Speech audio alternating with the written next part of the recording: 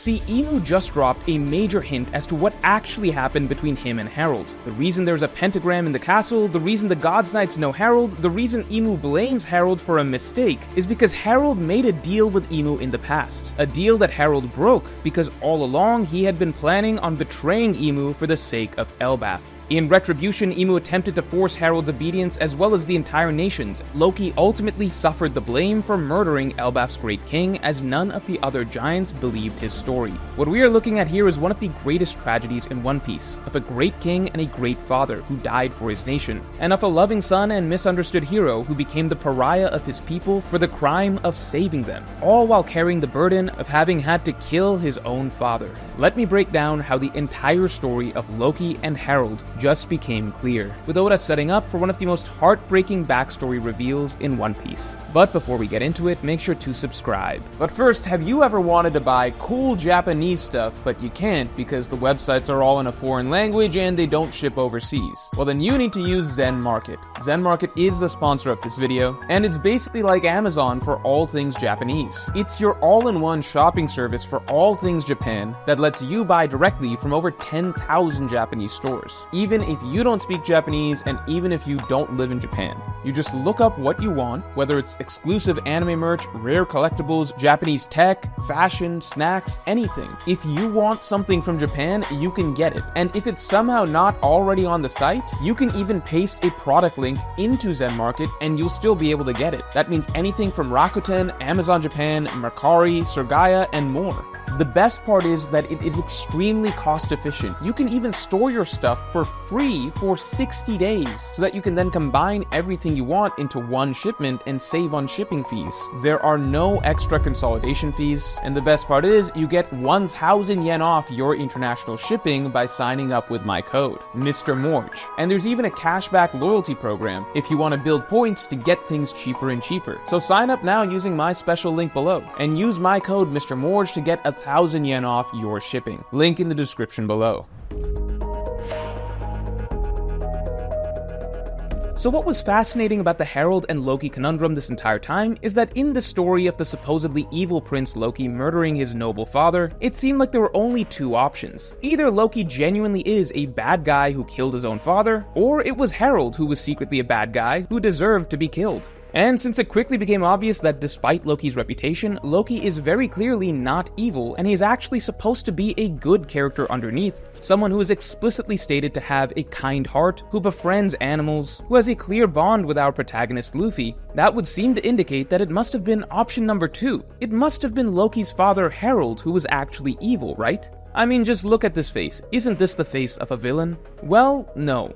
One Piece doesn't work that simply either. Many of the best characters in the story may look terrifying but have kind hearts underneath. Instead of judging a book by its cover, Harald's actions spoke for themselves, painting the picture of maybe the single most noble king in One Piece history. From everything we've seen so far, yes, Loki is actually a good person, but so was Harald. See, the land of Elbaf that we see today has a genuine argument for the single most idyllic land in One Piece. There's no hidden oppression that the people are suffering from. Everyone lives in harmony, with peace, kindness, and education being its core values. All the people of Elbaf are happy. They view their home as a wondrous paradise, and it's all thanks to Harald. Harald took a nation that was notorious for having a barbarian culture that emphasized violence and bloodshed above all else and turned it into the peaceful, harmonious utopia that it is today. That is explicitly established to be the mark of a good king in One Piece. Oda spelled out for us during this important exchange between Riku and Pika that the mark of a good king and a good nation is one that establishes peace, harmony, and unity over military strength and violence. Harald's reformation of Elbaf, the most violent and militant barbarian nation in the world, into the most kind, peaceful, and scholarly nation in the world, is arguably the greatest feat of any king in One Piece. And it's ironic that many readers initially judged Harald to be evil due to his scary appearance, considering the whole point is that Harald was so committed to peace that he literally ripped off his own horns specifically to change his own appearance to reflect a new path of non-violence, to visually inspire his people towards peace. This is a profound act of resolve that even Zoro commended. and Oda tends to reserve such profound acts of resolve exclusively for extremely noble characters. We can go through the story and such acts are only ever done by good characters. Oda has never once written a bad guy to showcase such a profound display of resolve, as that would defeat the point of One Piece's messaging. The one counter-argument might be Katakuri, except Katakuri's act of honor actually proved that he was a good guy and not a genuine villain. Katakuri has been written as being secretly very kind-hearted underneath the entire time. And beyond that, lastly, we even saw that Harald was a genuinely loving father who loved both his children. So great king, great man, great father. Everything on paper suggests that Harald was a truly noble figure. But you might say that, well, what if all of this is just a front? Sure, Harald turned Elbaf into a peaceful nation, but what if it was because he made a deal with the Celestial Dragons to make Elbaf easier to conquer? After all, there was already a pentagram in the throne room, suggesting Imu or the Gods Knights had been in Elbaf before. And the Gods Knights even mentioned some degree of familiarity with Harald.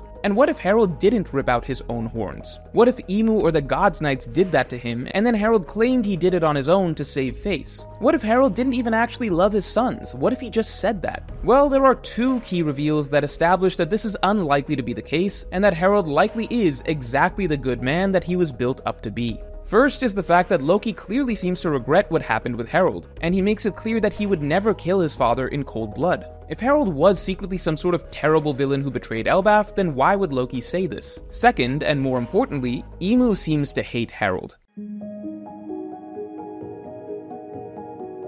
Specifically, Imu says that Harald made a major mistake in some way. This is the clear giveaway as to what actually happened, because this is not the first time that Imu has spoken of someone like this. Imu previously accused Lily of the exact same thing, of making a grave mistake. And this was in reference to Lily seemingly betraying Imu and spreading the poneglyphs around the world in defiance of Imu. This parallel situation speaks volumes as to what actually happened with Harald, because Imu's identical phrasing and anger suggests that when someone who is supposed to be subservient to Imu chooses to act against him, Imu in his narcissism characterizes this as a huge mistake. In Imu's mind, rebellion against him can only mean that his servant foolishly lost their path and made a grave error in judgment. This right here tells us that Harald must have done the same thing as Lily. Harald secretly acted against Imu despite pretending to be obedient. And with that, suddenly everything about Harald's past makes sense. Yes, Harald probably struck a deal with Imu at some point. Imu and the Gods Knight's familiarity with Harald and the pentagram in Harald's throne room makes that clear. We also know exactly what Imu would have demanded from Harald. It's the same thing the Celestial Dragons want now. They want the Giants of Elbaf to become subservient soldiers to the Celestial Dragons to add to their military power. Remember, we've seen multiple times in One Piece that even a good king or leader can be forced to follow a villain's plan if the villain has leverage over them.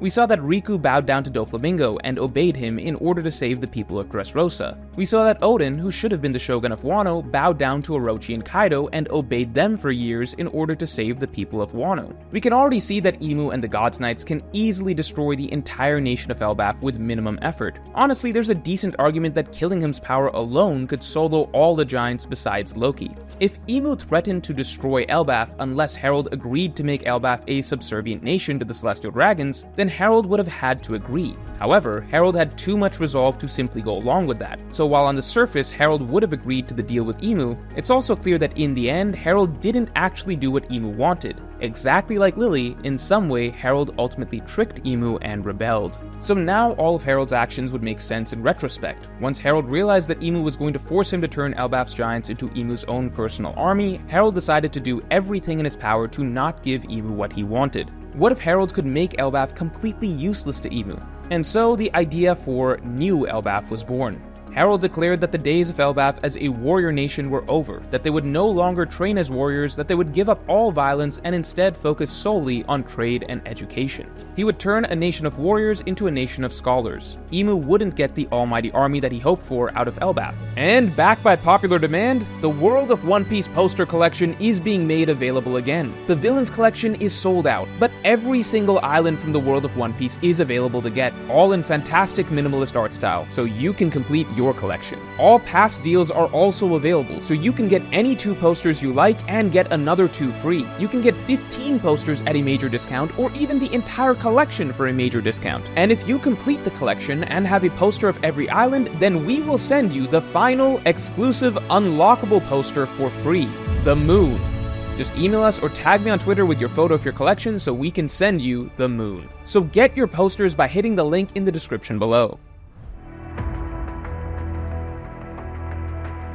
Imu made a deal with Harald, and then some decades later, 14 years prior to the current story to be precise, Imu likely had the Gods Knights check back in on the Elbaf situation. Is Harald still being an obedient servant with an army of giants ready to serve Imu at his beck and call? And what the Gods Knights would have reported back is that no, Harald has completely ruined everything. Elbaf is now a nation of peace with basically no trained warriors anymore. And so, Imu in his fury would of course have come to punish Harald for his act of rebellion, for his quote-unquote mistake. What Harald didn't know is that even if he and the giants of Elbaf refuse to fight for Imu, Imu has the ability to turn them into his evil servants by force. We can assume that this is usually Imu's last resort, as he generally wants to be hands-off, preferring instead to have his subordinates enforce his authority. And we can assume that there's likely some limit to how much Imu can use Domi Reversi, or else there would be no reason for Imu to not simply Domi Reversi everyone on the planet. However, when Imu realized what Harald had done, in his anger, Imu would of course have snapped and used Domi Reversi on him.